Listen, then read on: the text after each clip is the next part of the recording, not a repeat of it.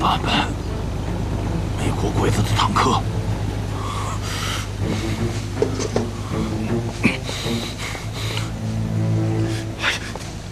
快点！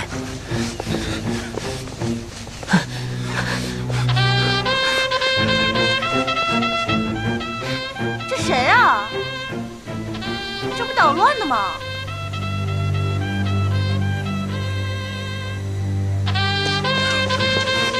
肯定是小鹿捣的蛋，在哪儿呢？不是让他看着的吗？你快点吧，憋死了！尿都憋没了。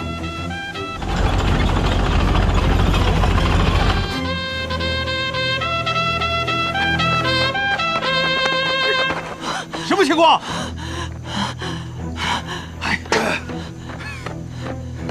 美国鬼子坦克，方位数量啊，10点钟方向，数量没说。 准备战斗！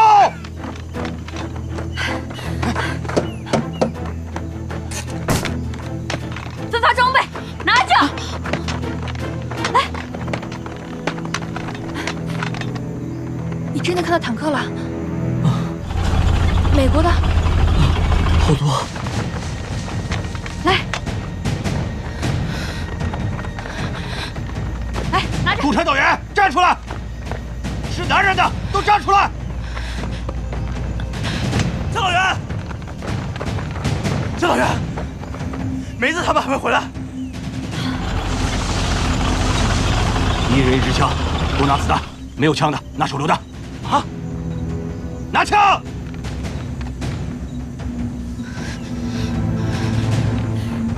老白，怎么不说？你跟车走。 没有人压阵不行，原路返回，速度要快，我们顶不了多久。我不能走。少废话，罗立新，快！不，自己烧子弹。所有人听着，能动弹的跟我走，到前面拐弯那个地方，把敌人堵住。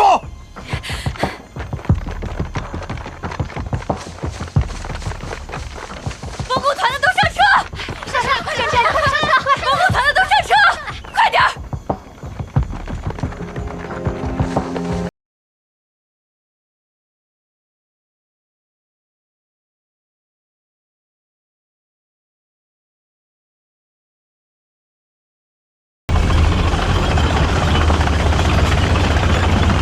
！1班、2班负责公路，是，其余的人警戒侧翼。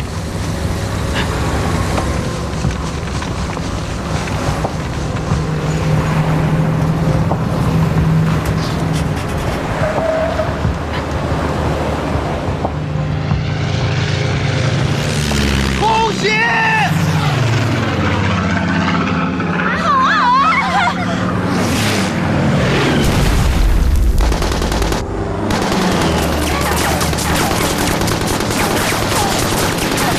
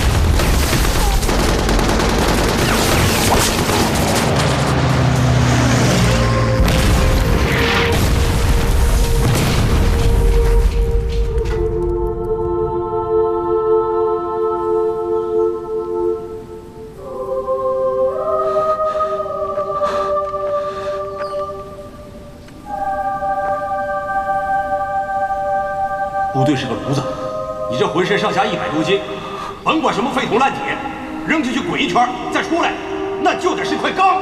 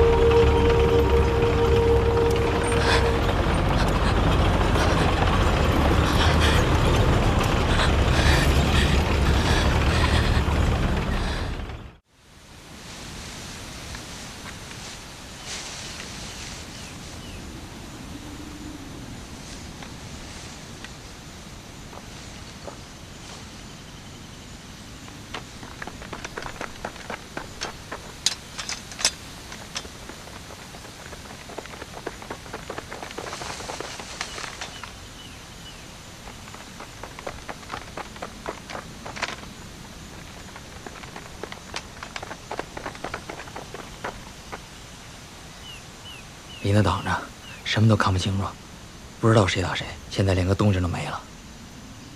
应该是打完了，也不知道谁赢了，地形不明，看不见，听不着。我要是敌人的话，就躲在林子后头，把公路封锁得死死，谁过去谁死。迎风山这个位置卡得太要命了，硬冲太危险，我建议绕过去。咱们已经绕了1宿的路了，再绕的话，恐怕会被堵在口袋里。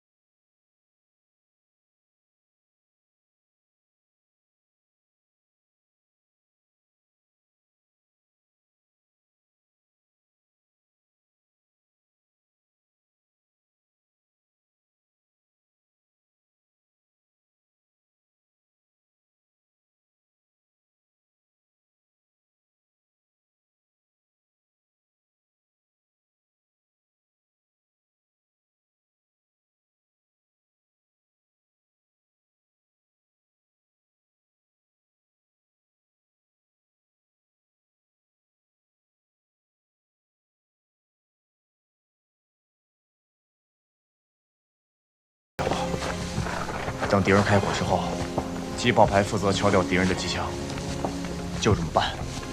马上出发。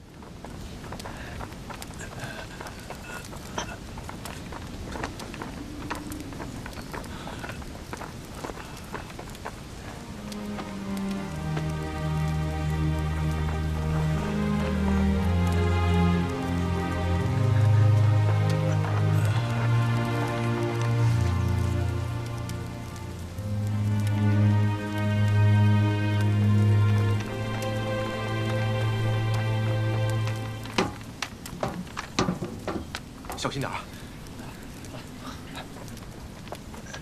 慢点。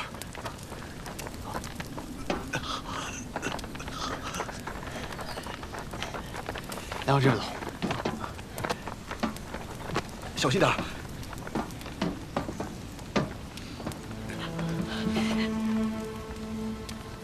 好，放下吧。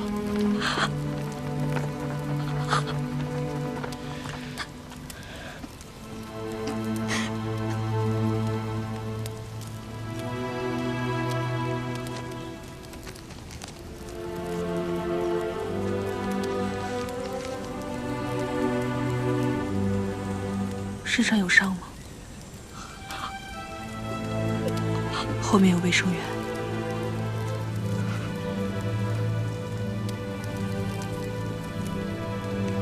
没大事，就破两牛皮。这一宿过去就能结痂了，不会留疤。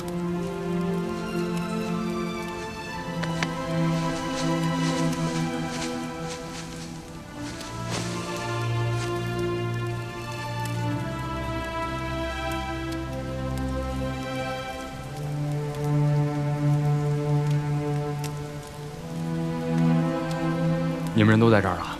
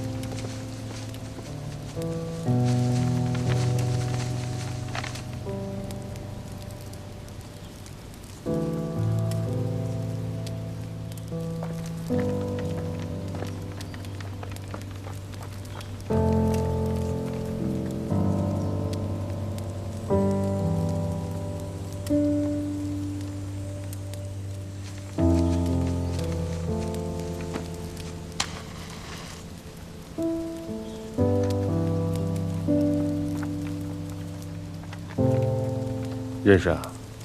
谁？啊，算是吧。老兵，从四川过来的。平西人，警察系的。他其实可以不用来的。他不会这么想。他想回部队，想跟自己的连队死在一起。他应该在真正的战斗中，像个英雄一样牺牲。有区别吗？至少他会快乐些吧。在战场上，你没有权利选择生死，但至少我们可以选择死的方式吧。你以为我们是为了什么而战斗的？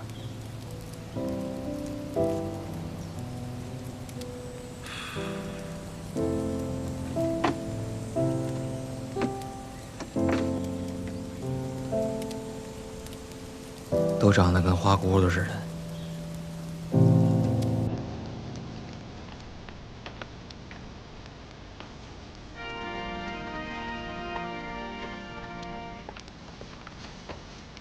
我爹是个铁匠，走乡串户，修修补补，赚的不多，日子还算过得去。关键是自由。华北事变，他被日本人抓到了矿上，然后呢？没有然后了。他死了？应该是吧。是生是死，什么时候死的，怎么死的，埋在哪儿，都不知道。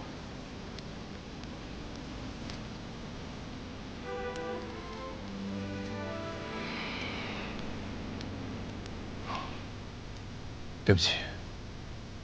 没关系。生在这样的时代，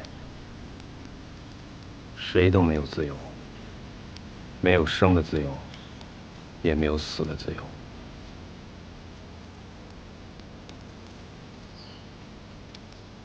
他其实可以选择的。他已经选择了。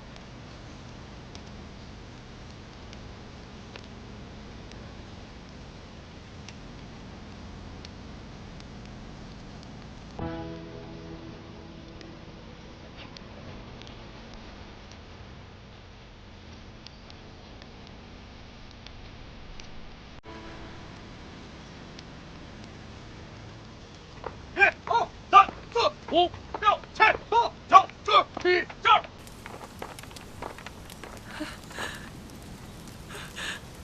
队长，我怎么办？身上有伤吗？能走吗？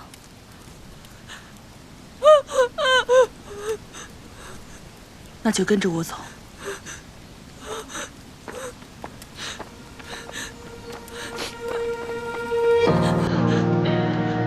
站，向看齐，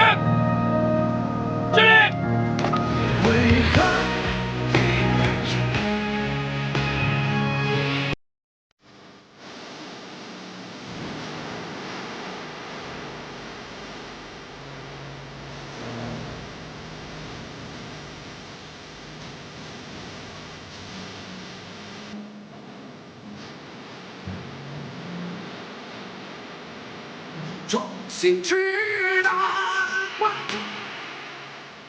怎么了？排长有点不对劲儿啊！从出发到现在，快2个点了，一句话没说过，口令也不下。带好队伍，注意隐蔽。是。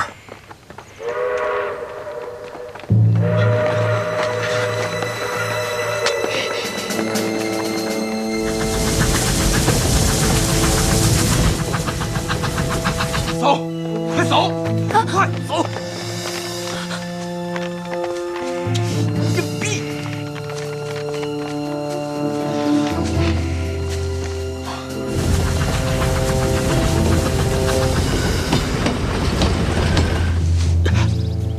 你就跟着我，我走你就走，我停你就停，我蹲下你就蹲下。会有吗？老婆，有，给我把门关上。是。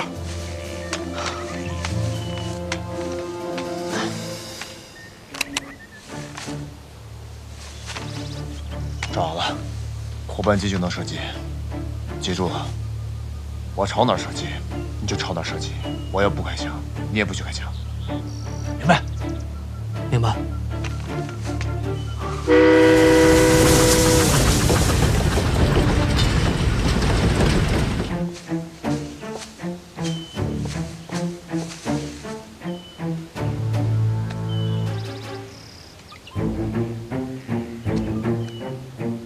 越怕鬼，越装鬼。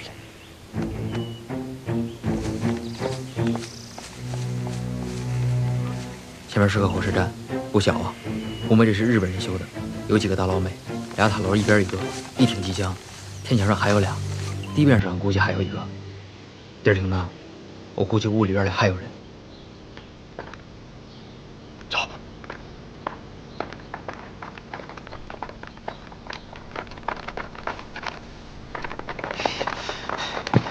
至少1个班，一天点3连机枪，他们应该刚刚占领这里不久，兵力应该不多。大不大？天快黑了。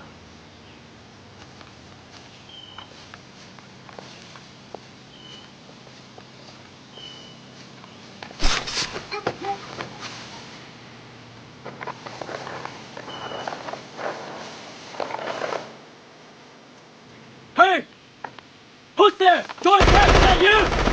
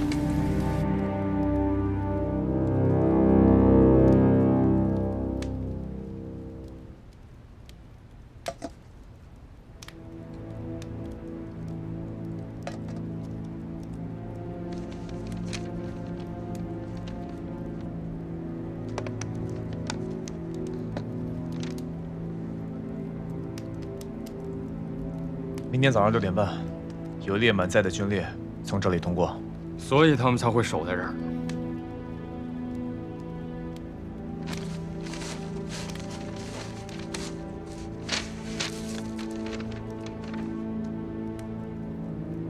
是24步兵师的特遣队，这列军列就是给他们送给养。特遣队是个啥编制？一个团还是一个营？他们将近有800人。加强营？他们的长官叫布莱尔，军衔是中校。虽然只有800人，但实际配备了12辆坦克、8辆装甲车、4门自行火炮，还有18辆卡车。文工团白天遇到的，应该是他们的一个小分队。他们的任务是啥？沿公路快速推进，占领汉江以南所有的主要道路，封锁汉江主要渡口，建立防御工事。这是要包饺子。这并不是美军的惯用战术，应该是针对咱们专门制定的新策略。咱是以营连为单位，向敌后纵深进行穿插迂回。老美喜欢维持战线平整。现在这个特遣队应该是带轮子的运动战，就是这个概念，以装甲化、机械化的小股部队单点突进，在我们的后方进行大纵深的穿插和迂回，破坏我们的撤离行军序列，在交通要道建立起坚固的支撑点，破坏我们的作战秩序以及建制完整，迟滞我们的行动速度，为主力部队的战略展开和歼灭行动提供条件。也就是说，咱现在就是人家罐头里的肉。你那还有水吗？这边还有。你们带吃的了吗？我不饿。哦，是这儿是吧？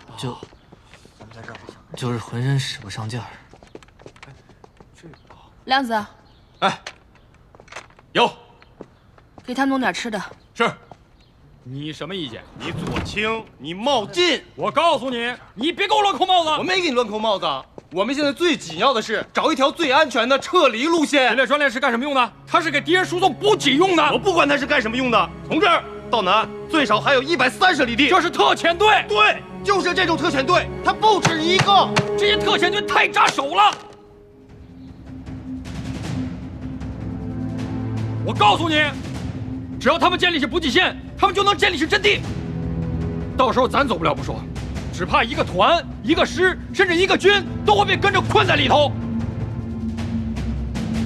看啥呀？找我说点啥？我支持指导员，我们只是一个连队。我们看到的只是整个战场上的一根头发，战略问题不是我们应该考虑的。我们现在首先要考虑的是全连的安全。我们接到的任务是撤离。二排长，你也说两句。干。2票对2票，老规矩，党支部会议表决。李排长，李排长、三班长也在呢，连长和指导员叫开会，党支部会议。好。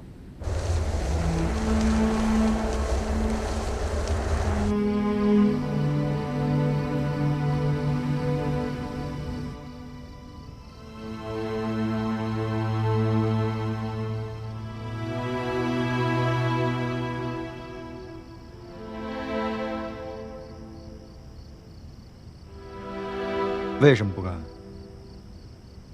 炸翻他们一列火车，就算只能拖半天也划算。退1万步讲，牺牲了那么多人，这个仇不能不报。别说了，举手表决吧。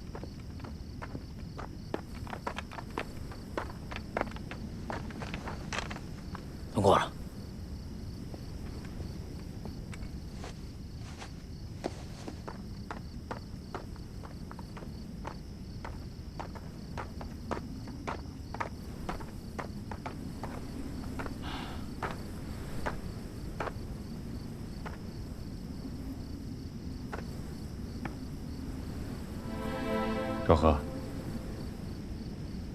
你的思想汇报啊，还得抓紧写。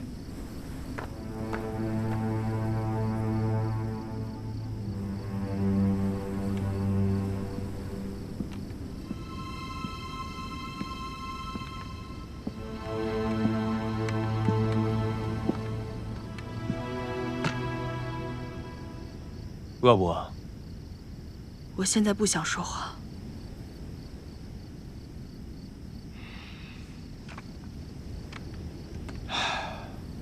1年半以前，在南宁，一排长那个时候看我的眼神啊，和你今天差不多。说起来，我现在倒是挺理解他的。大苗不像我，他喜欢音乐，他平时自己会写谱子，配合弦。我离开文工团之前，他已经递交了转业申请。他想调到地方乐团工作，那才是适合他的地方。我要是不走的话，他的申请估计会批下来。可我这一走，文工团没了主官，他就赶鸭子上架了。你在自责？有时候你真的很难知道自己做的选择到底对不对，或者说，你觉得对的，未必就是对；你觉得不对的，也未必就真不对。那你为什么离开文工团？行，不想说就别说啊。每个人都有选择的权利。选择有吗？要是有选择的话，大苗就不会来这里，很多人就不用死在这儿了。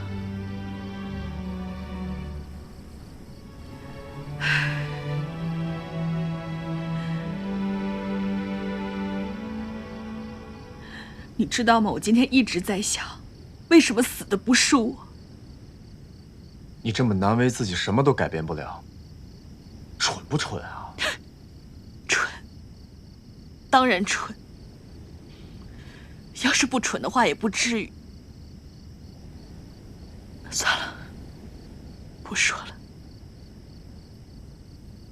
什么都改变不了。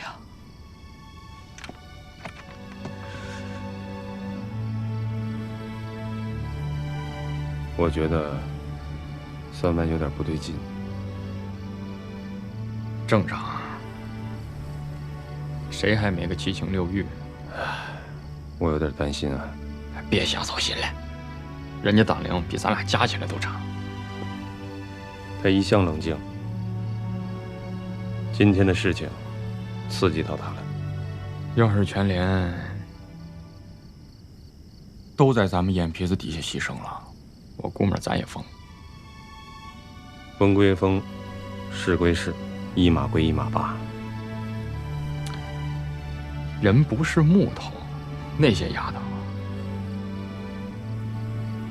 风一吹都能渗出水来的。我都恨得牙根痒痒，何况三姑娘呢？那你就跟着她一起疯。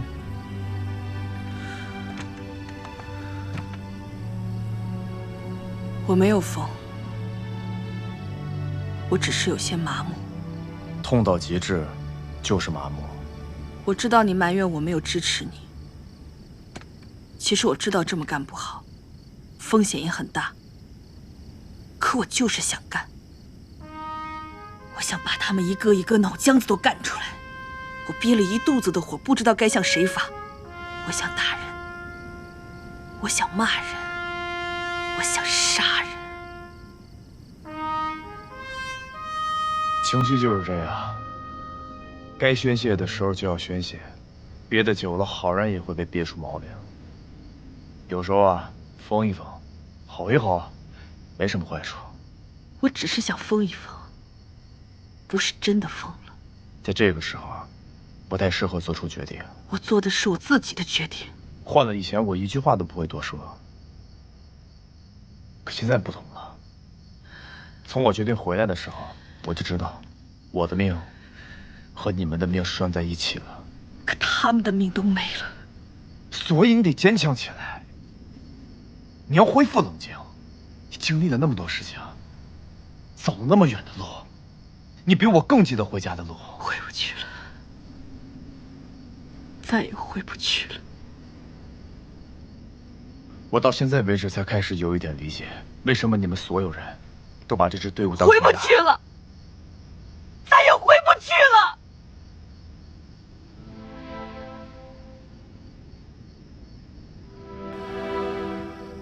他们都回不去了。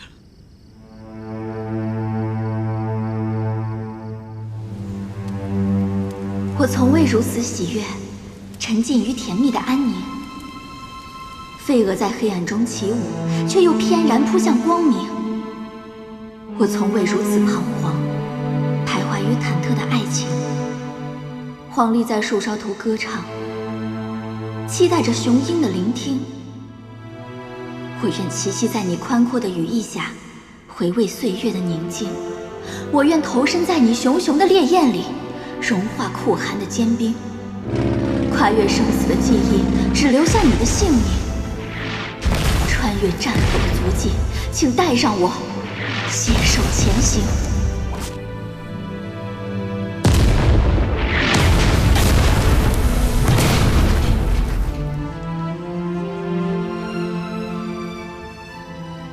大苗说，文工团里很多人都知道他喜欢老白，小黄鹂不会隐藏，从来不会。老白他知道吗？这首诗是他写了用来表白的，信写好了，他把它放在口袋里，应该是在等适当的时候，偷偷地塞给他的教导员。所以就折成了纸鹤。这不是纸鹤，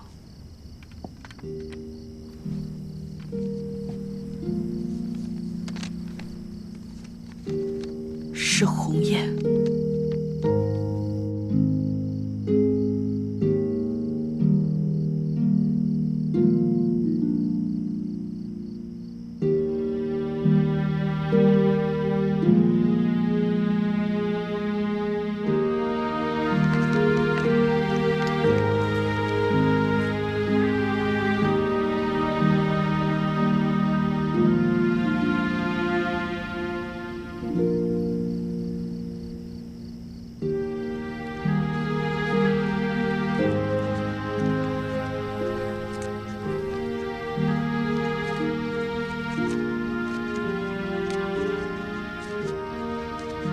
来，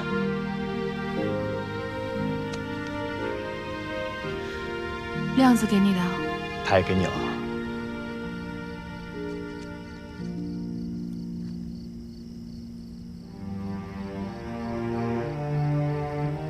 怎么样？不错。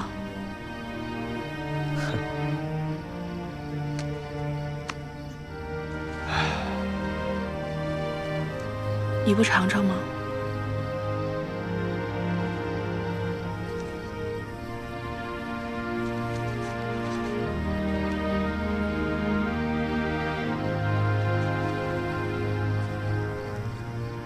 不错。嗯。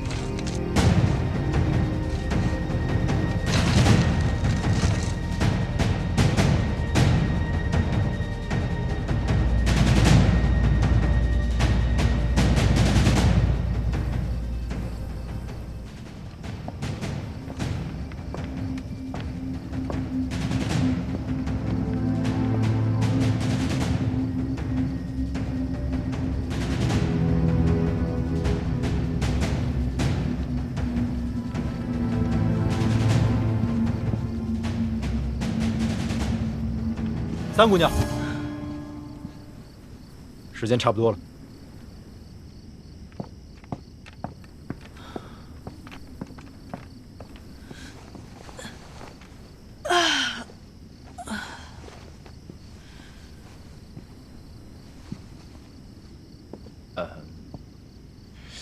昨天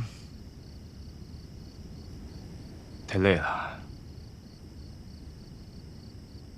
很舒服。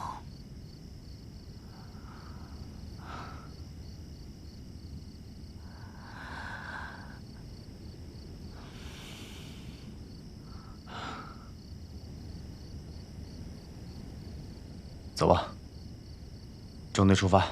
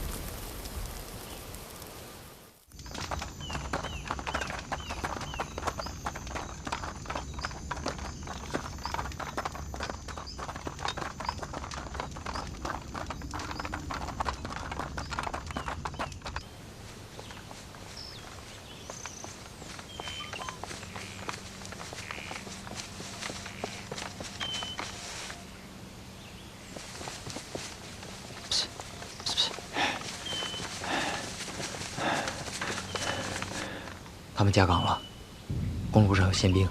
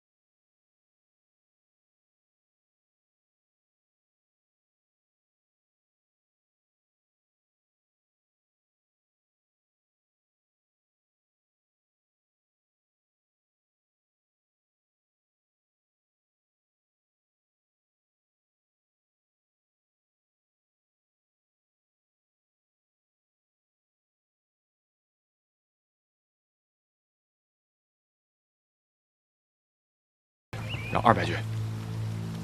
3万东朝鲜语，执行命令。去。是。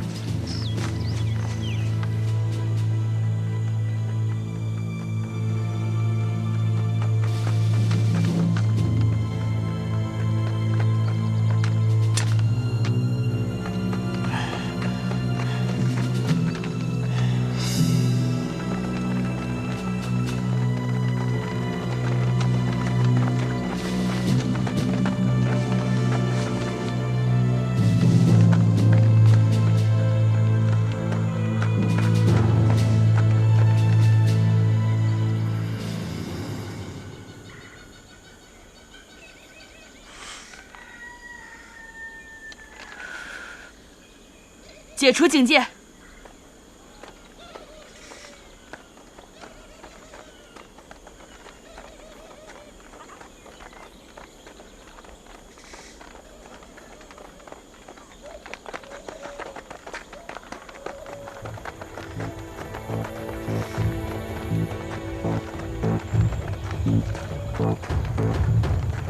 是。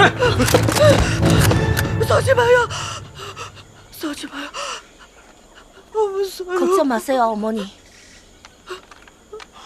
집에 아무도 없어요. 남인 갔어요. 아들도 갔어요. 他说啥呢？他说他家里没有男人了，他男人走了，去军队了。他儿子也走了，也去军队了。村子里已经没有男人了。 갔어요. 괜찮아요. 일어나세요, 어머니. 저희는 아무도 데려가지 않을 거예요. 걱정 마세요.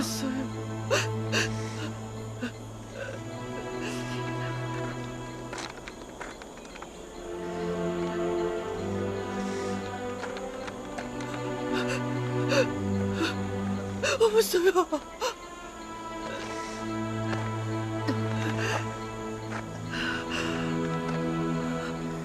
우리 상과 김씨는 들릴 수 있어요.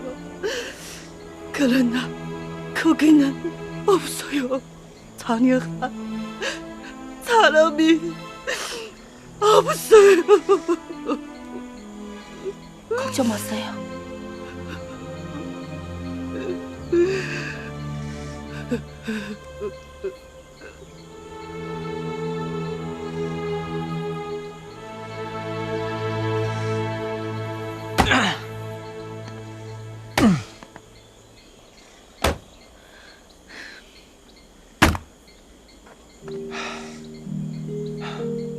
哎，这样太危险了，他们见过我们。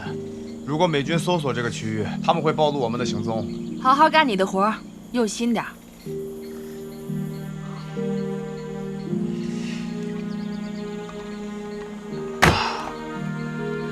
真笨！你用力的时候，胳膊要放松。劈柴劈柴是劈成块儿，不是砸成沫子。差不多得了。 我是战车兵，又没学过砍柴，说的挺简单的。来，你来。你呀，就是思想改造不彻底。放着，我来。来，给我挑块大的。挑块大的是吧？我给你挑块大的。嗯。起开！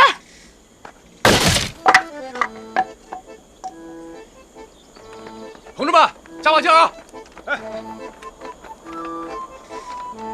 高处一共布置了4个暗哨，算上木头一共5个。但咱半夜就撤了，用不着这么密实吧？密实点好。走的夜路多，越来越怕鬼。老美脑子活，打起仗来可比鬼子机灵多了，稍微有个空就能钻过来。人家火力又猛，枪一响，炮弹就能飞过来。咱也不差。 现在不像过江那会儿，大家都蒙着，打糊涂仗。那个时候咱还能占点便宜。现在可不能指望着老美再犯轻敌的老毛病了。咱就干吧，当面锣对面鼓，就不信干不过他们。干什么干啊？你们俩听好了啊，这些暗哨是全连的眼睛，是最后一道保险锁，千万不能马虎，听见没有？咱一排都是老兵，你放心。还剩多少铁丝网？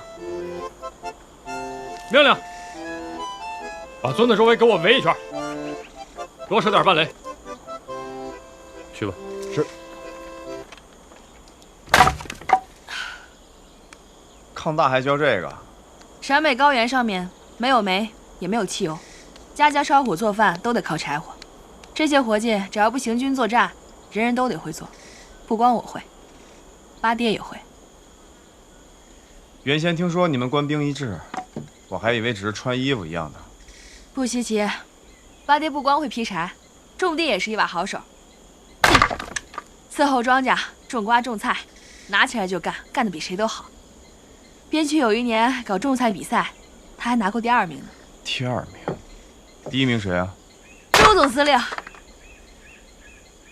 谁？同志们，加把劲儿啊！哎。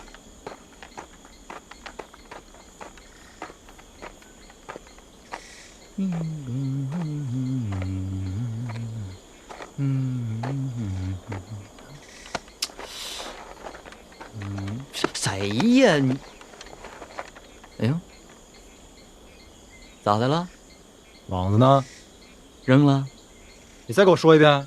不是那玩意儿死不是，铁峰，人老没用车了，咱们扛着翻山越岭又不方便，我扔了。谁让你扔的？谁让你扔的？连长让扔的。出发的时候，连长说多清楚啊！人说轻装上阵，轻装上阵，粮食都只带几天的份儿。不是我带铁蒺藜干啥呀？咋的了？你急的？你咋不把那宝贝罐头给我轻装了呢？别老拿我罐头开玩笑。多大点事儿啊？是不是连长又要了？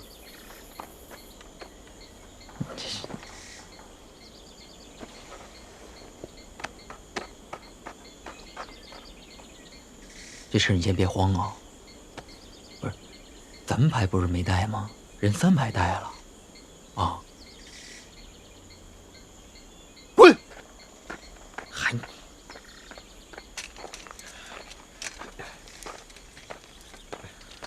哎，小心点啊，别扎着。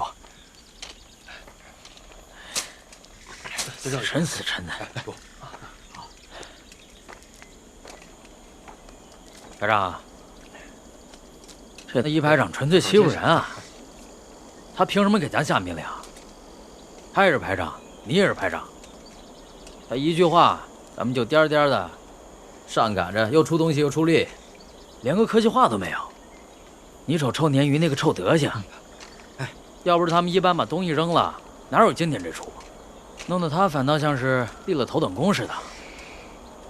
东西都搬来了？没呢，还有一批。全都搬过来。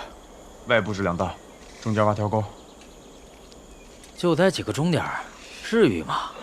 咱们费了那么大劲把他们拉过来，让一班自己去扛。眼见天就要黑了，咱们现在不是安全地带，多一道防线就多一道保险，快点。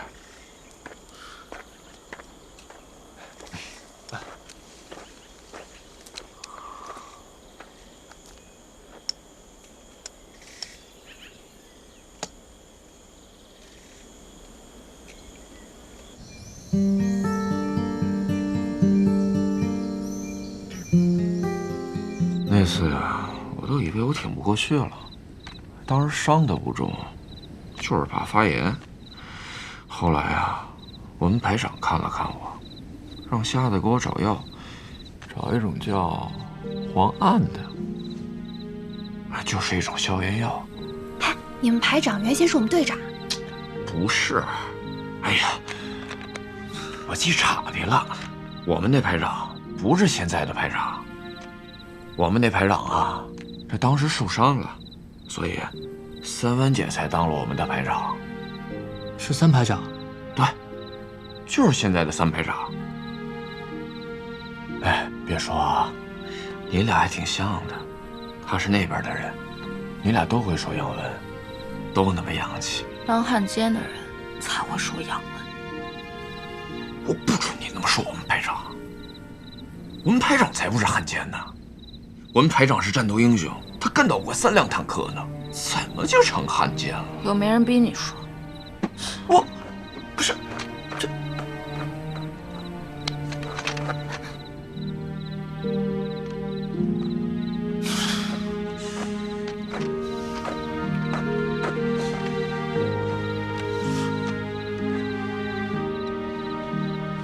你别在意，他是冲我，不是冲你，更不是冲你们排长。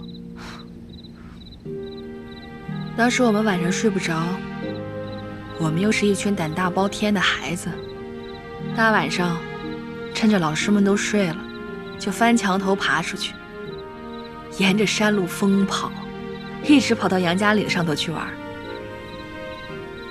陕北没有电灯，一到晚上到处都是黑漆漆的，只有杨家岭上彻夜亮着灯。没人管你们？有啊，保育院的老师们对我们都很好，只不过晚上累了，睡得迟，我们就跑出去了。我年纪最大，兰兰比我小1岁。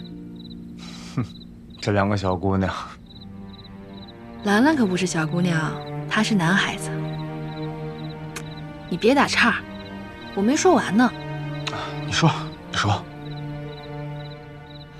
我们夜里跑出去，跑到杨家岭上去疯跑、捉迷藏，烤白天藏起来的苞米，那可是杨家岭。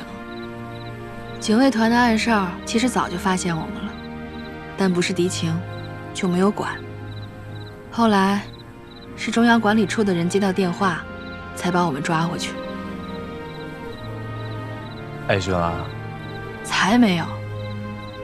后来我们去了书记处的会议室吃烤红薯，直到保育院的凌院长亲自过来接我们。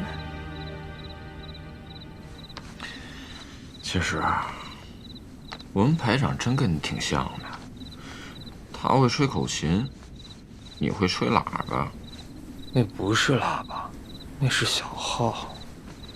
小号？这是小号啊！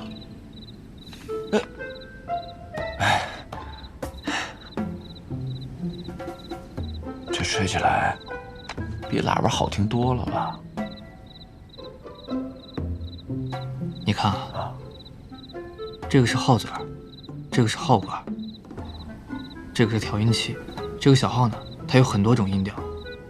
像我现在吹的这个是降 B， 如果我要跟钢琴一起合奏的话，那我就要升2个大调。回去以后你能教我吗？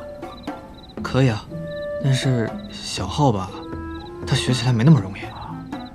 你首先得练气，然后呢，我教你认谱子。回头呀，我再教你几句英语单词。啊，行。我们还能回去吗？回得去。当然回得去了，我以后得让我们排长叫我杨文，你得叫我小浩，哦。你说你爷爷中了秀才，然后呢？不是秀才啊，是光绪30年，甲辰科进士。过了1年以后啊，朝廷废了科举，他们那一科是最后一科，真正实授任官的。只有那么少数几个人，都是西学学得好的。我爷爷在北京待了2年，对时局彻底失了望，就回了四川。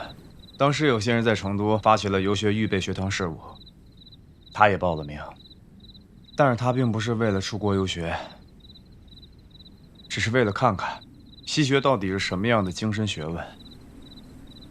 后来呢？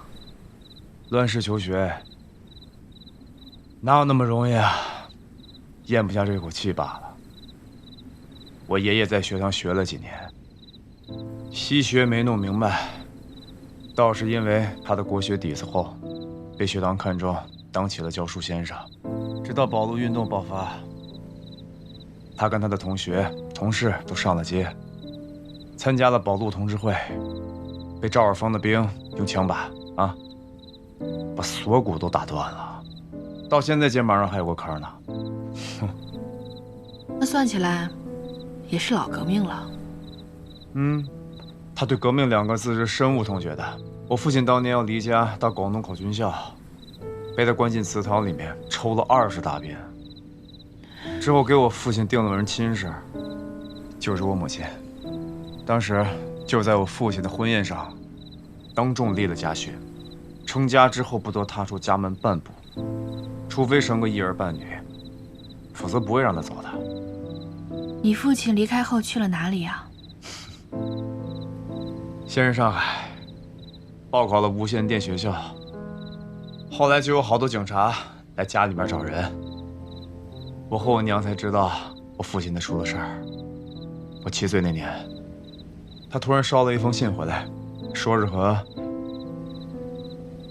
一个姓李的先生去了东北，他死在了老爷岭。日本人砍掉了他的头。46年，我去过牡丹江，曾经去找过他的坟，可惜无论我怎么找都没能找到。所以高考后我报名参军。我爷爷虽然心里不愿意，嘴上终归没说什么。怎么了？接着说。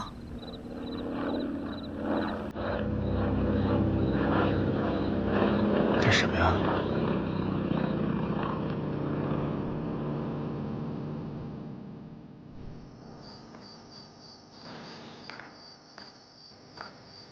伞兵？就是伞兵。之前俘虏那个算吗？那个是飞行员，属于空军。美军的伞兵属于陆军序列。确实是陆军，郭汉江之前发的册子上写着呢。美军的伞兵又称空降兵，其实就是用飞机投送的步兵，以连为基本建制。一架 C-47运输机可以运输一个排，3架运输一个连，向指定地点投送一个团的作战需要30架飞机。那刚才飞过去的，是送伞兵的飞机吗？应该是。有多少架？从声音上判断，应该是1到3架。能干什么呢？一个排不是，最多一个连，还坐飞机来，想干啥？战略层面的空降作战，投送兵力至少是一个团，但投送的地点应该是我军的后方，交通要道。投送应该是一个排，或者是一个连，而且是交战的区域，那只有一个可能：特种作战。特种作战就是以小队的方式对目标进行干扰和攻击，属于战术层面的空降作战，有点像游击战。这老美是想学咱们。我想明白了，估计是咱们今天早上伏击了运输补给的军力，敌人觉得这个区域不安全，猜测有咱们的小部队在这边前去活动，就把这个伞兵派来了。小宝，集合1排，搜山。是，全体集合。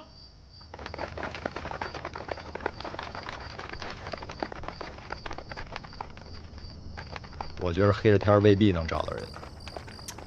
能不能找到，找了才知道。连也好，排也罢，总不能放着不管让人打过来。就算是真有，那不管是一个连还是一个排，那得多少人啊？从那么高的地方跳下来，谁知道飘到哪儿？总不能说一个排捆在一起往下跳吧？你懂啥？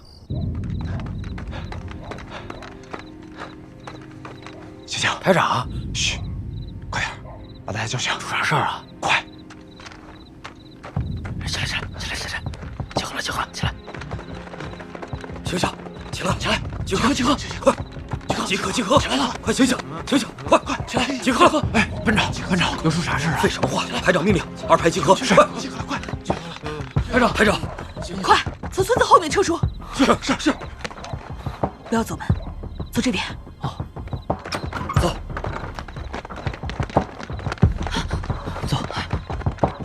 快！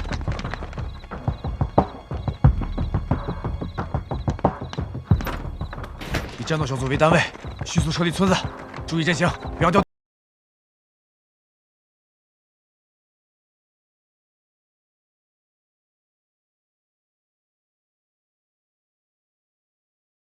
连长，人齐了。警戒哨报告情况了吗？派人去问了，还没回来。还没回来，我去看看。大哥，不走！快走，速度快，走，快！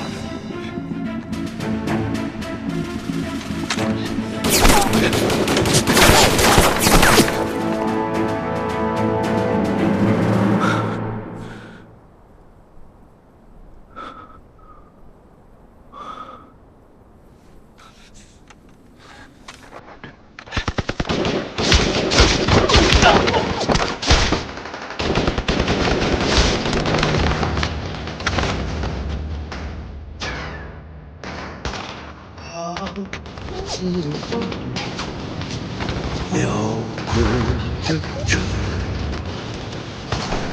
起潮在迎风，青春似火，热血歌声，纵横沙场的旋律，那是凯旋的冲锋。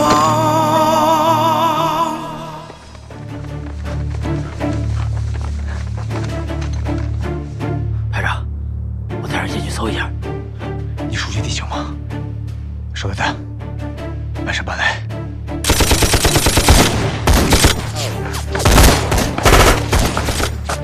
是大桶！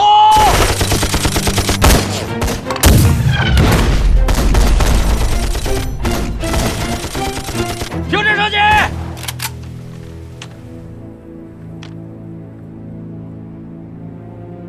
！200米达警戒，清点伤亡人数。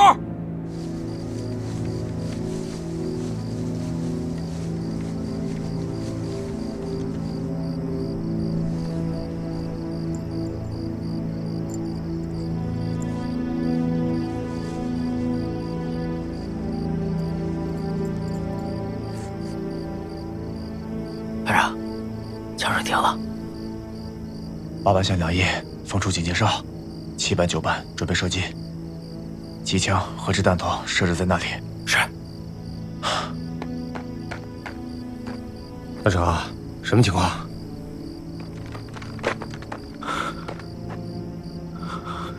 排长，这台儿报告伤亡，1班4个，3死1伤，2班7个，4死3伤，3班4个，2死2伤。大坤子，大坤子咋了？没了。赵和刚才就建议立刻撤出村子，转移。转移个屁！大成，听我的，咱们从这儿撤出去。5分钟不到，连个人毛都没看着，就伤亡了16个人。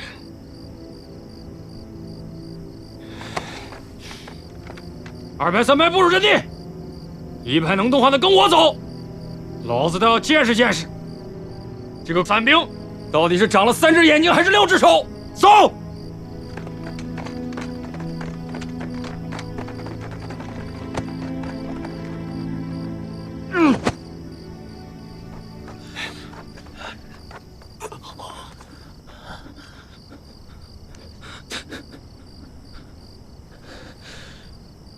到底什么病？中了没有？命还真大。啥意思？擦破9块皮，连轻伤都算不上。这不是你的血。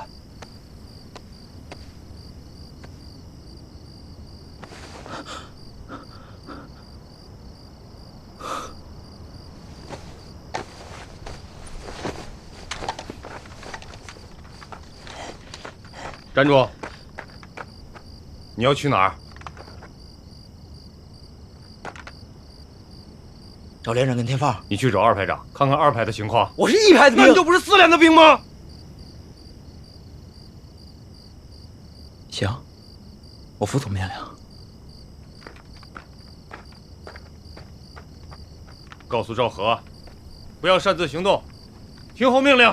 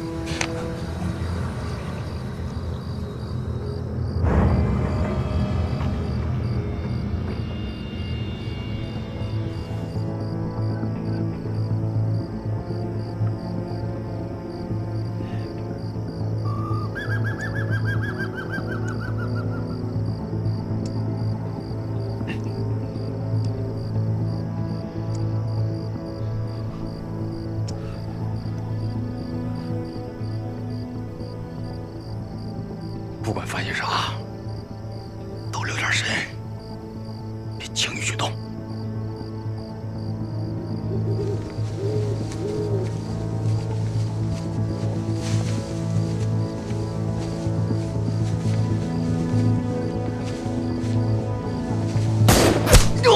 不许给我！石头，石头，背他回去。是。走。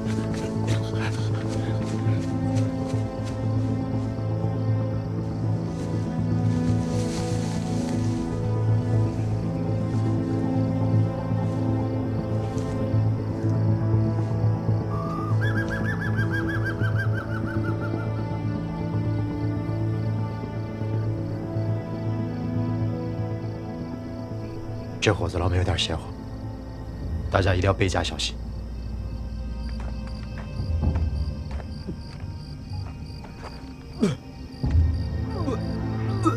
是一班长。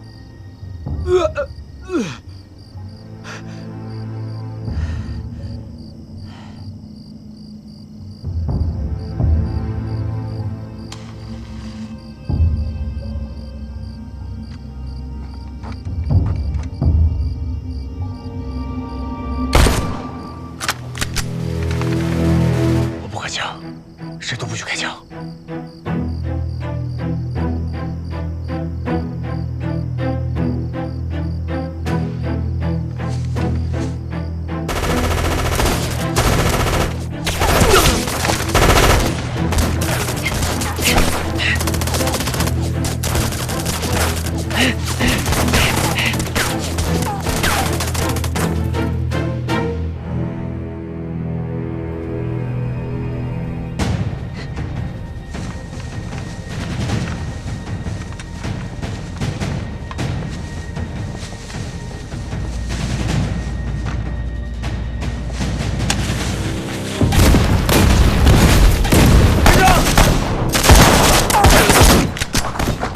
是莫辛纳甘，咱们的人。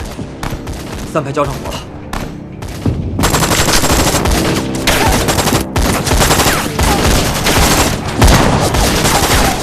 追着上街！去，找人去看看一班长。其他的人，跟我进去看看。给我一支波波沙。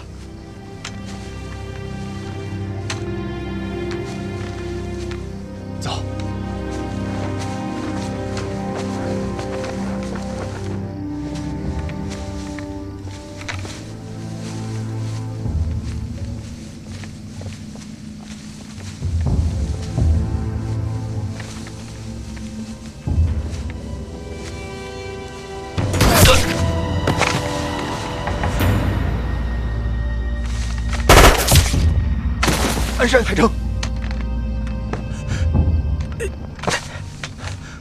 班长，没事吧？没事。你呢？我也没事。娘的，这帮鬼子邪了门了。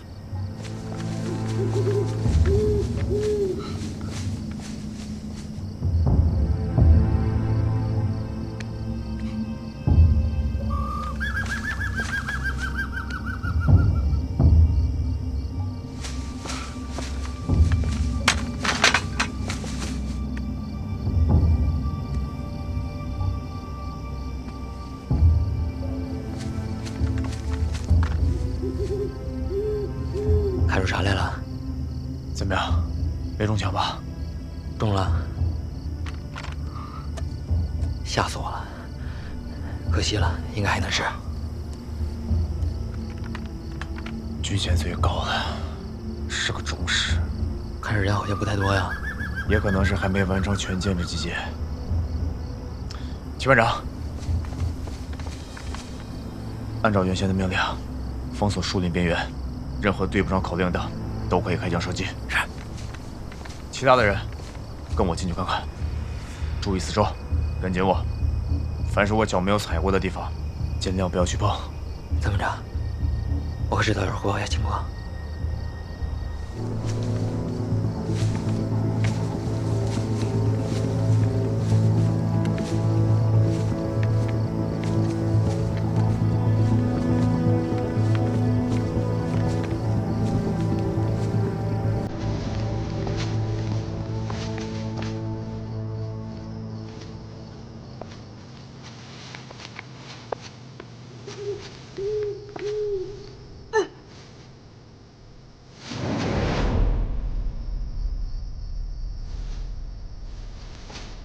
顺子，活着吭一声。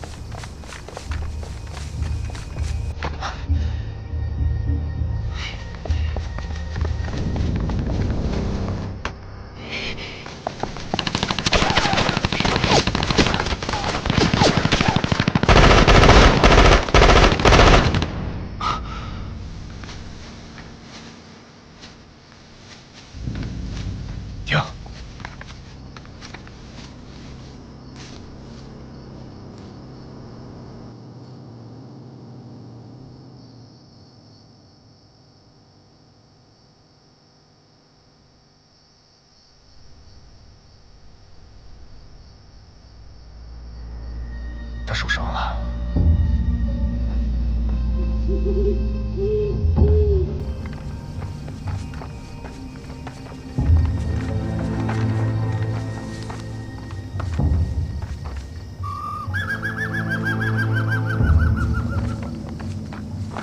隐蔽！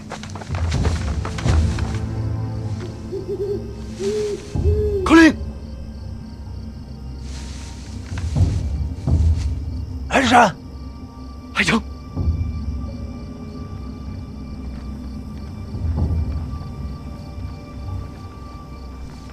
三排在树林边缘布置了阵地，他们从侧翼进攻，被打了回来，打了4个，伤了1个。他们往哪边撤了？他们有迫击炮，按照正常来说，不应该背着弹药箱到处乱跑，埋藏弹药的地方不应该超过300米。卫生员，处理伤口。好，坚持住。来个人帮忙。姚热莲，哟，清理伤口。好，陆立新，过来。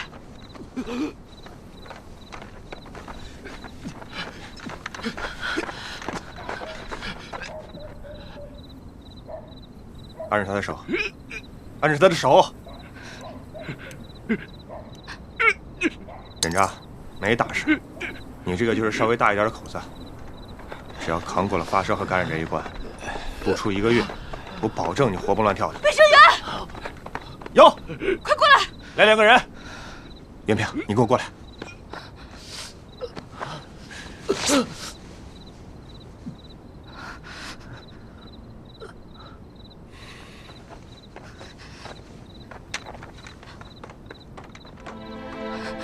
陪他说说话吧，让他睡得舒服点。失血过多，血压太低了，现在没处给他输血去。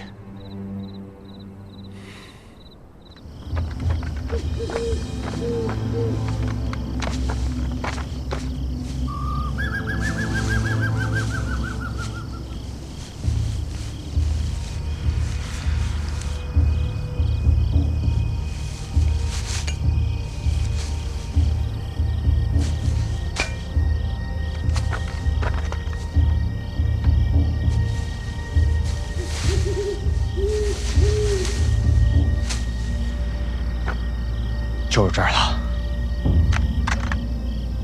人呢？应该离开不超过10分钟。哎，对了，连长呢？我刚进来的时候在一块儿，后来走散了。夜间作战，地形不熟，地形也不明，按理说不应该贸然进来的。连长。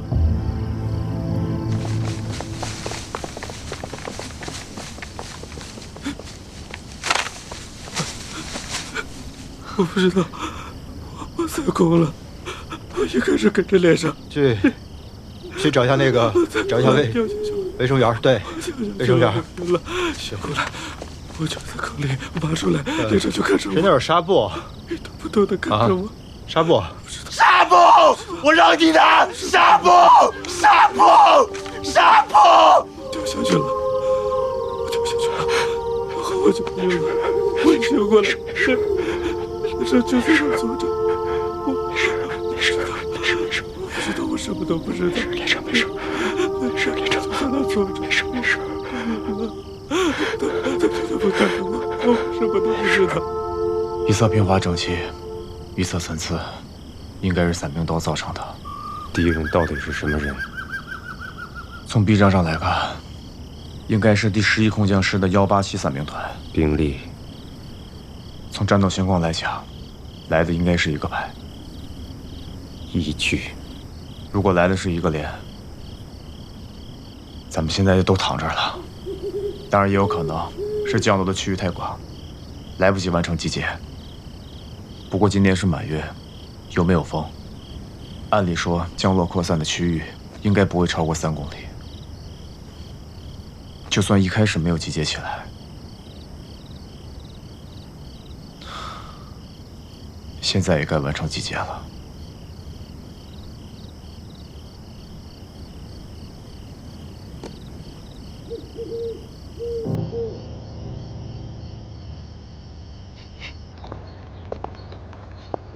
既然来了，那就放宽心，没啥丢人的。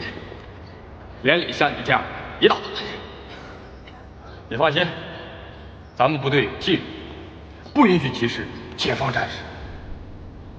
你别碰他，求你，我要背他回家。不是你背他，是他背你。他背着我们所有人。不是，我不想跟你说话。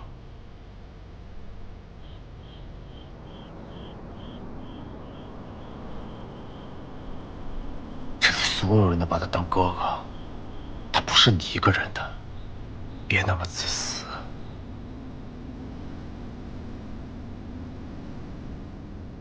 咱们的恩怨总得有个了结。你想现在办这件事儿，就给我一个痛快。你知不知道你在说什么？你要是不掏枪，你就滚。你要么掏枪，要么滚。陈天放！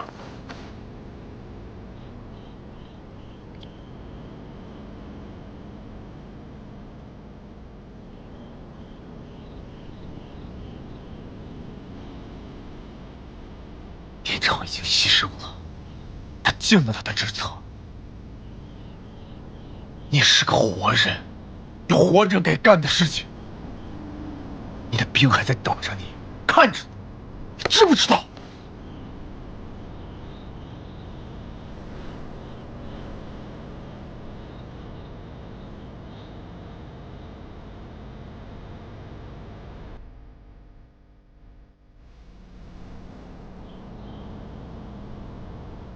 我做不到。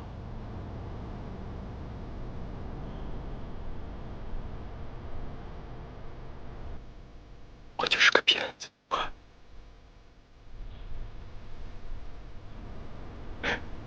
就是骗子，大骗子，大骗子。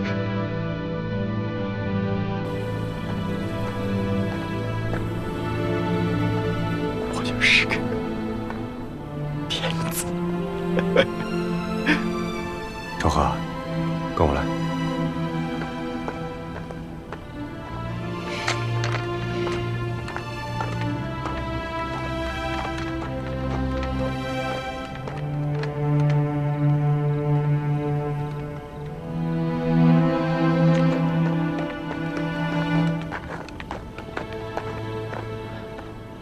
下一步怎么干？有什么建议？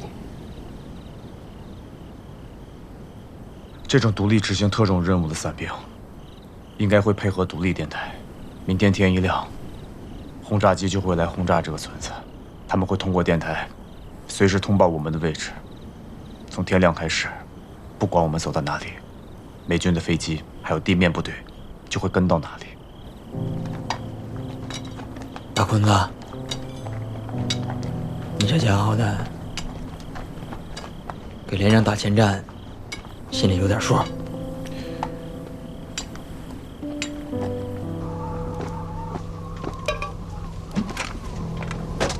这受这么大罪，你看现在成啥德行？不吃点体力能好？今儿这条鱼太吃不进去。木头，他老家搁哪来的？公主岭。你去过没？没。回头去一趟，咱得认认弯儿。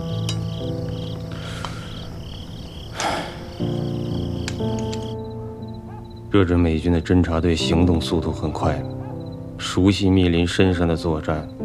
我们人数多，又带着伤兵，行动起来肯定要比他们慢。他们不用打，只要远远地盯着我们，像一贴狗皮膏药贴着我们。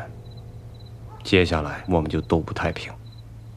天上有他们的飞机，地面上会有拦截，坦克、装甲车。他们要什么有什么。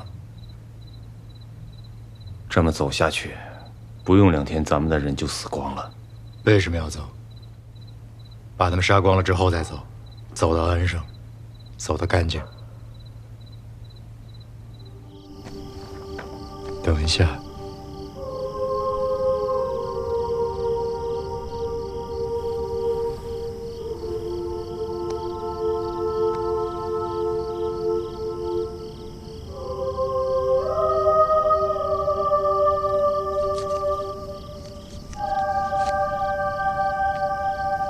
这个时候是意气用事的时候吗？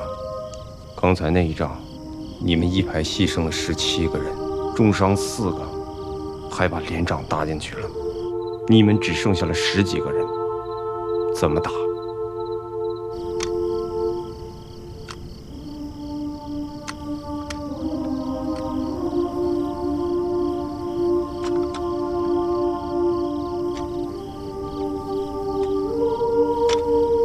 李排长职务虽然免了，可事儿你该管还得管，不能撂挑子。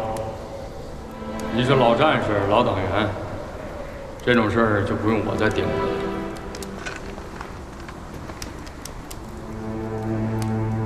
不，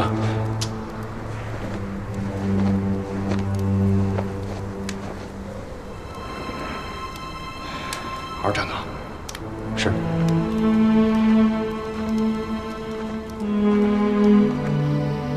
大成哥，你好好睡，这些东西归我了。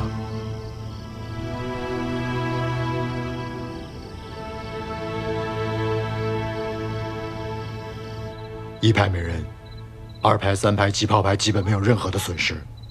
其实天放说的道理是对的，与其被这个膏药贴的难受，还不如我们自己动手把它撕下来。可现在的问题是，就算我们想跟他们拼个你死我活，得看他们愿不愿意。如果按一个排来计算的话，一部电台需要2个人，一门迫击炮也需要2个人。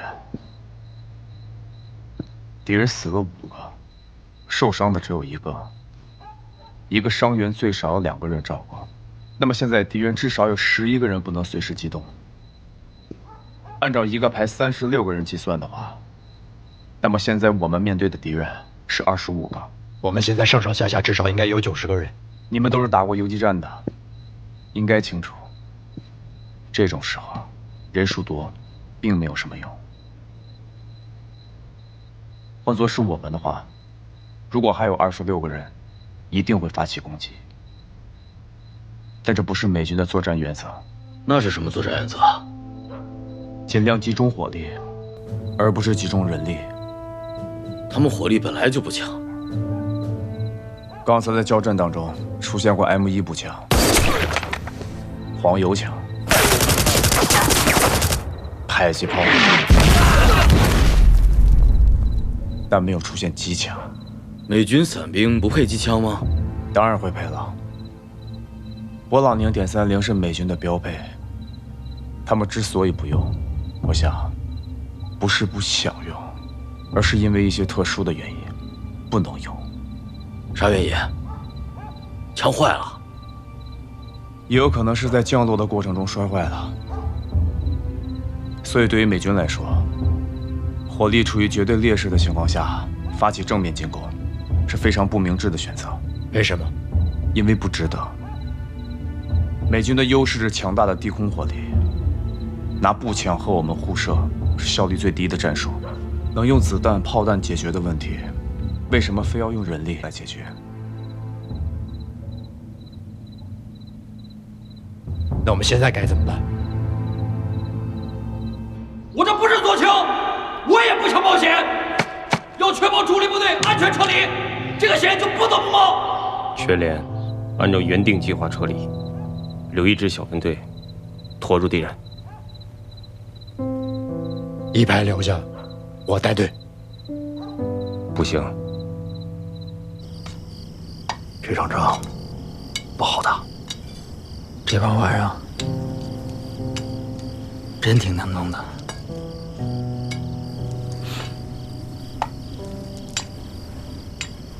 一排就剩1个班了，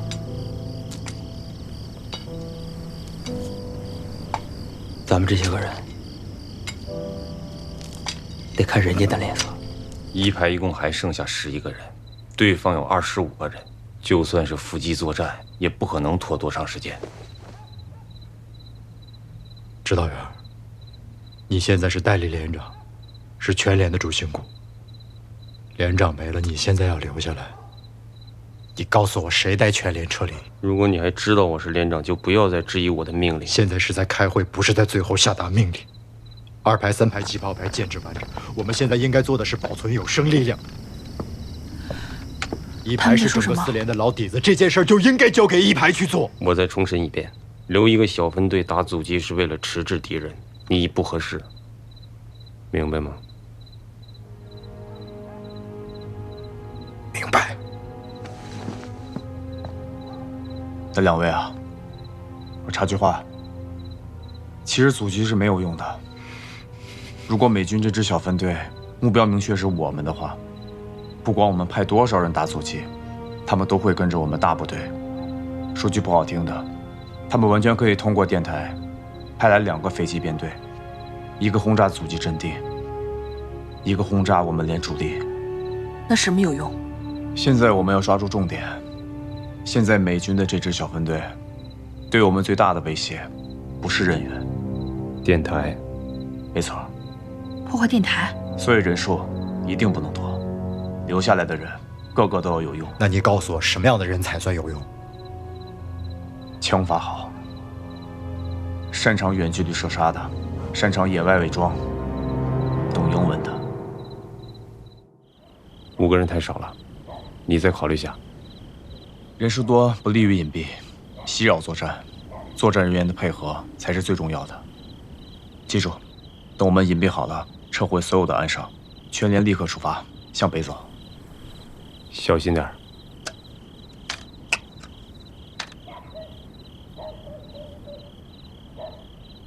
真没了，本来仨打漏一个，不让你给吃了吗？ 1个就够了，少废话。三姑娘，遇到事儿机灵点。替我照顾好2排的人。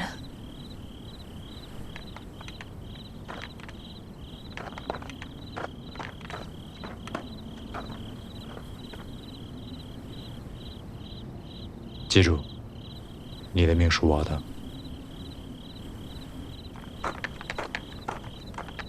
一定活着回来。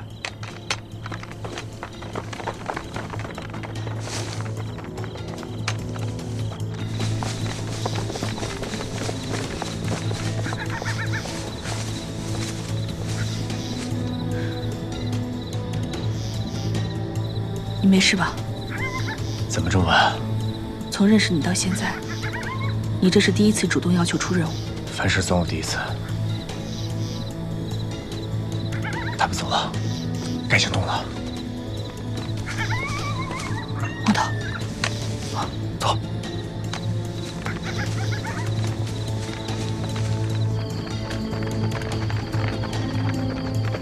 一排这次伤亡太大，军心士气你要多留心，让鲶鱼断后，不要有人掉队。是。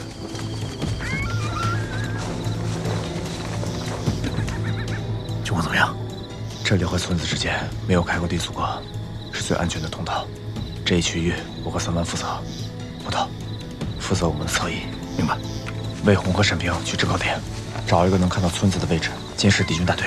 行动。明白。明白。3班，当心点。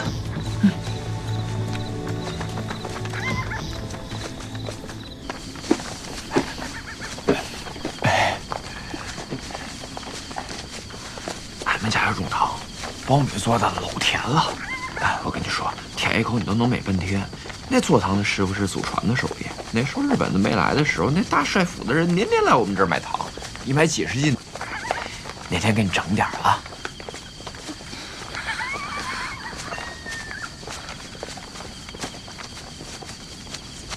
怎么了？咋的了？来，扎脚了？我肚子不太舒服。你拉肚子了？他来例假了。啊？我去处理一下，几分钟就好。哎，这。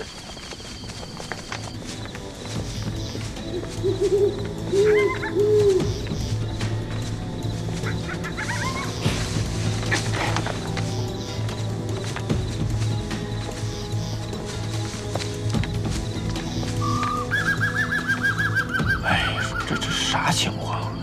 这咋去那么长时间呀？啊？女人嘛，就是麻烦事多。我去看看。哎，我跟你去。干啥呀？你去干嘛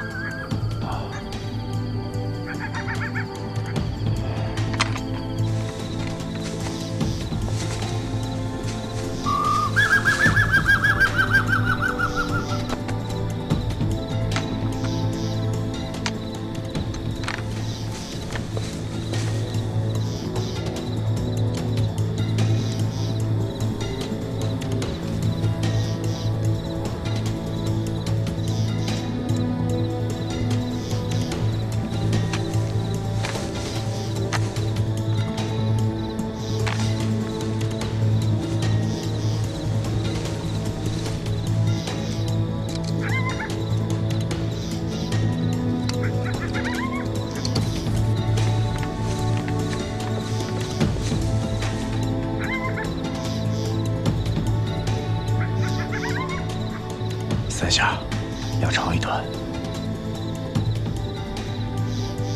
也是3下，2长1短。他们要上来了，注意点。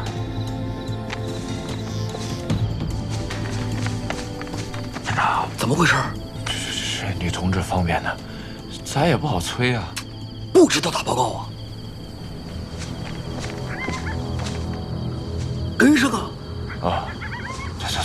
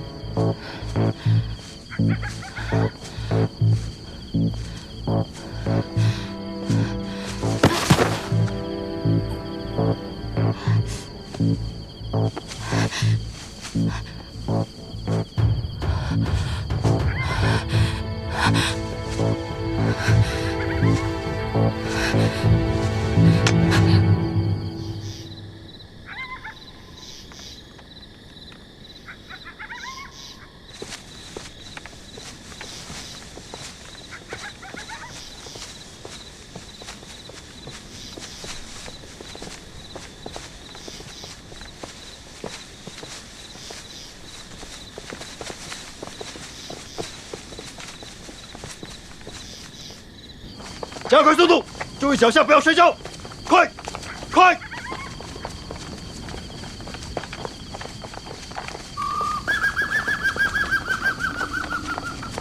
长河，几万血人吧？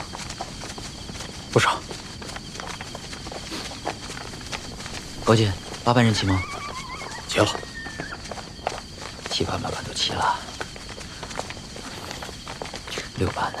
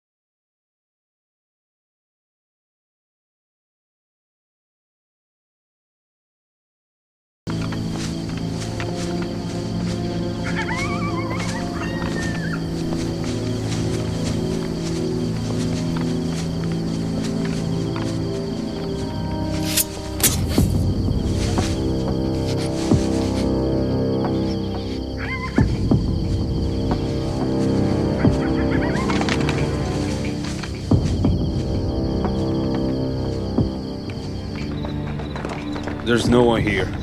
No Chinese, no Koreans. Philip found some clothes on the other side of the village. Korean women's clothes. They run away in a hurry. They should not be fast. We might be able to cross it. We might be able. They're not our objective.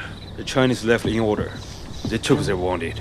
So, they won't be very fast. But they will be able to cross the road before sunrise.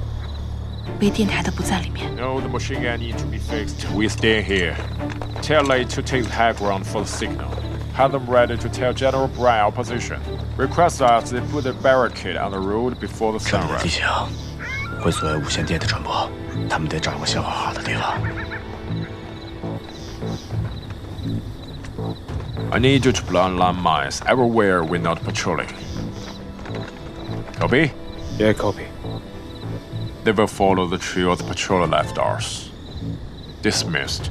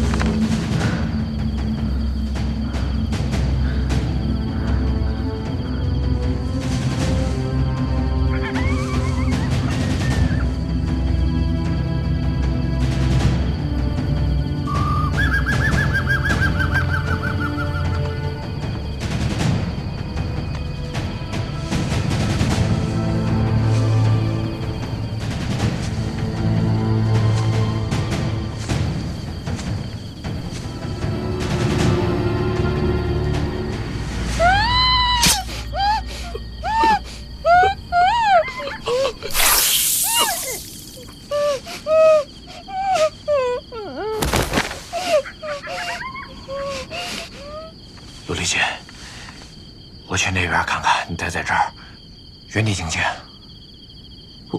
我怎么警戒？看见活动的东西漏火，知道不？那我要打了自己人怎么办？你废话怎么那么多呢？天快亮了，你注意安全。那您小心点儿。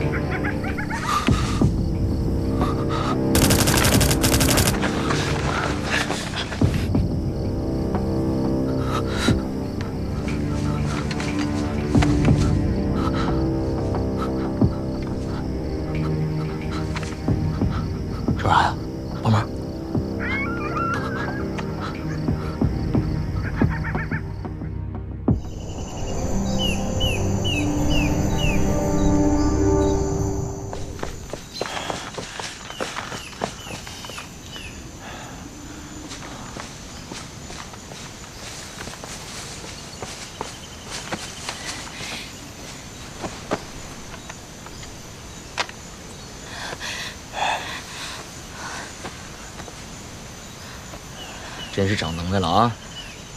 想娶媳妇儿，等回去再说吧。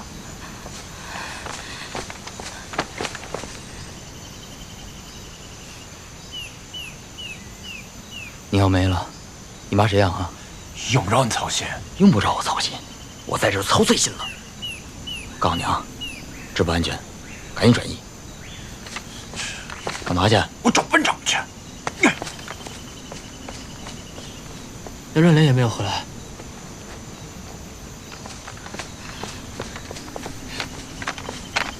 回了火吗？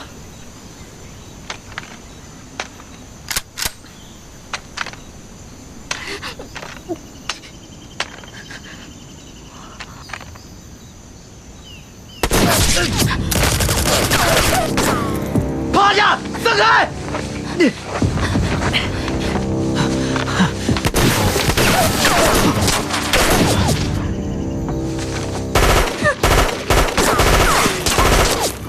！Coming. Headquarters coming. Will there be any air force backup lost?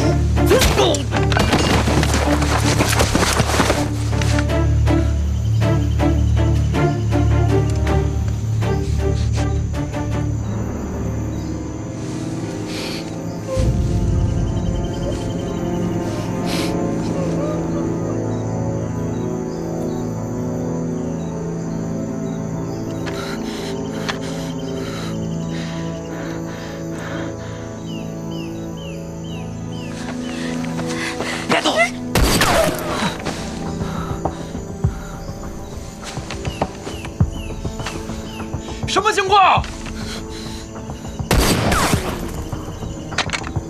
娘子，在树林里，掩护我！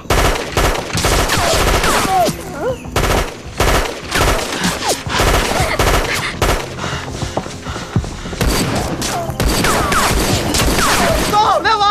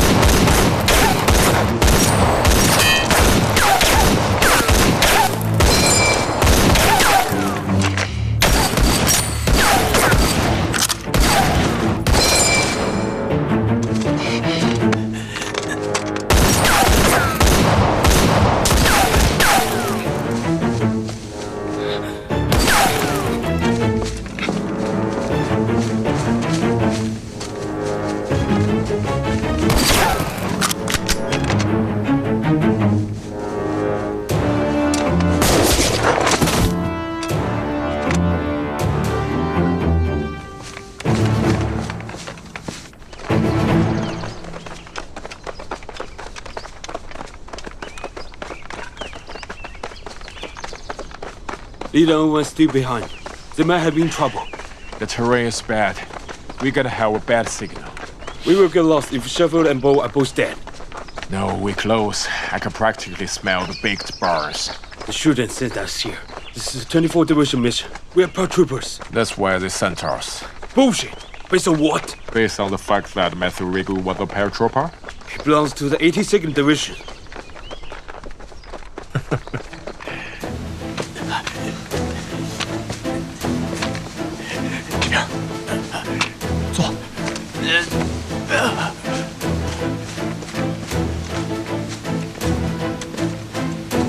三湾呢？他没事儿，枪是他打的。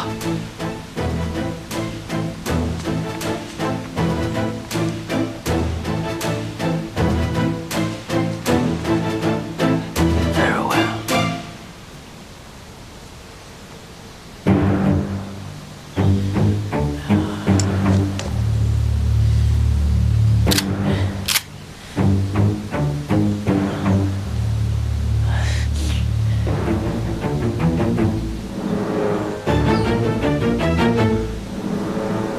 狙击手埋伏，是任务，也是陷阱。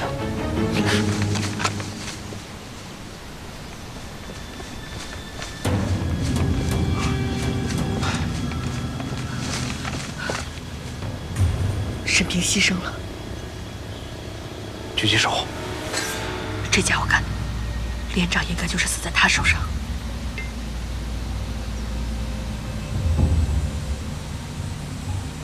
下一步怎么办？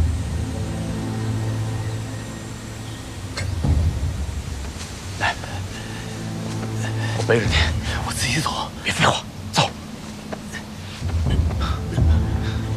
你们先把背挂好，随时准备作战，服从命令。走。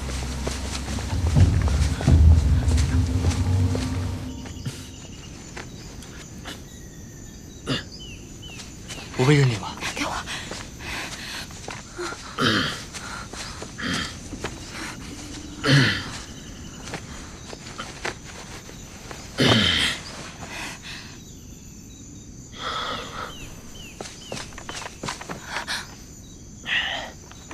把老美的大八链还有二胡子波巴沙留给我。你们抓紧时间去追队伍，突围行动。指导员不会留下来等任何人，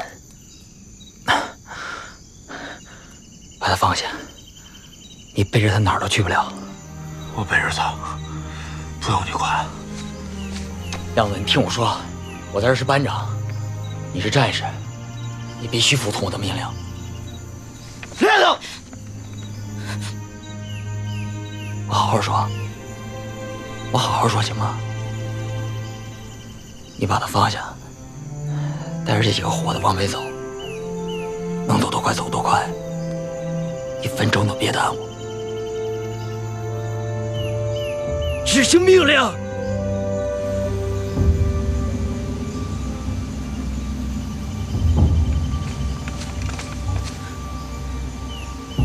咱们怎么走？狙击手还在，拿刀偷袭的人也还在。现在撤离，不安全。我找不到他了。我要是你的话，现在最适合隐藏的地方在哪儿？天亮了，林子里不安全。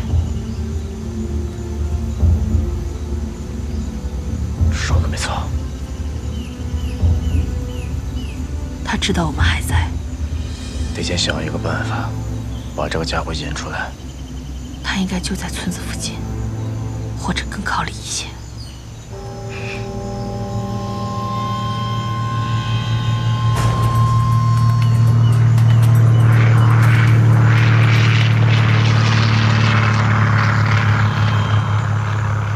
那是什么？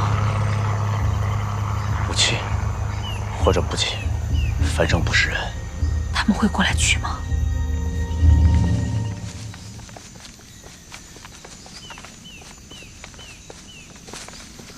我发现你这孩子呀，你这脑瓜子从小到大就没聪明过，就你这样还参军呢？哎呀妈，还想入党？你这辈子都没戏。你知道你那入党申请书为啥没过吗？那是民主评议的时候我给你拦下的，我能让你过喽？你知道党支部会时我咋说的吗？我说亮子不是想入党，哎，我说你那是虚荣心。你看人家入党，你觉得好有面子，你就想入党。你要啥？你这要动机不纯。你说你都让我给你整不纯了，这玩意儿跟连长能让你入党吗？我就告诉你吧，你要让我活着回去，我这辈子都不让你入党，你听明白没有？干啥呀？你干啥呀，亮子？你把我放下！我再跟你说，那时候大街上恨你的人老多了，你说你披着个警察皮，谁能把你咋的？都出到500了，都没人敢碰你。我说我干，我在那个小屋顶上啊，拿个瓦片冲你脑瓜子飞过去，那血流的，我都没敢告我妈，但我心里老痛快了。能让你不痛快的事，不出钱我都愿意干。你说你能把我咋的？啊，当着我娘的面，就算你能把我咋地，我也得让娘知道你是啥样人。你说你转来转去都没想到我。你脑瓜子是不是有毛病？